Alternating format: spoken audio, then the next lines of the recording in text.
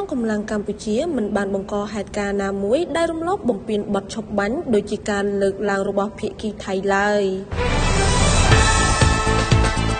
ក្រសួងការពារជាតិកម្ពុជាបានឲ្យដឹងថានៅព្រឹកថ្ងៃទី25ខែកញ្ញាឆ្នាំ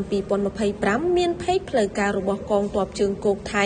និងសារព័ត៌មានរបស់ថៃមួយចំនួនបានចុះផ្សាយថាកម្ពុជាបង្កហេតុការណ៍មួយយប់នៅតំបន់យោធាភូមិភាគ2ដោយឮសំឡេងកាំភ្លើងសំឡេងផ្ទុះគ្រាប់បែករកឃើញការចិត្តចូលលួសបន្លាហើយការបាញ់ដើម្បីពិនិត្យមើលរយៈចម្ងាយលោកជំទាវឧត្តមសេនីយ៍ឯកម៉ាលីសុជាតាអ្នកនាំពាក្យក្រសួងការពារជាតិកម្ពុជាបានបំភ្លឺថាកងកម្លាំងរបស់កម្ពុជាមិនបានបង្កហេតុការណ៍ឬធ្វើសកម្មភាពណាមួយដែលរំលោភបំពានលើកិច្ចព្រមព្រៀងបទឈប់បាញ់ដោយជាការលើកឡើងរបស់ភាគីថៃឡើយលោកស្រីបន្តទៀតថាកងកម្លាំងរបស់កម្ពុជាសូមបញ្ជាក់សារជាថ្មីនៅការបដិញ្ញាចិត្តយ៉ាងពេញលេញចំពោះការគោរពនិងអនុវត្តនៅកិច្ចព្រមព្រៀងនៃបទឈប់បាញ់រវាងយោធាកម្ពុជានិងយោធាថៃបានយ៉ាងម៉ឺងម៉ាត់និងខ្ជាប់ខ្ជួនបំផុតជាមួយនឹងស្មារតីនៃការបដិញ្ញាចិត្តក្នុងការសហការគ្នានៅគ្រប់កម្រិតកម្ពុជាតែងតែរក្សានៅកិច្ចសហការល្អជាមួយគ្នាក្នុងនោះផងដែរក្រុមទំនាក់ទំនងរវាងកម្ពុជាថៃនៅជួរមុខគឺបានធ្វើជាមួយគ្នាជាប់ជាប្រចាំ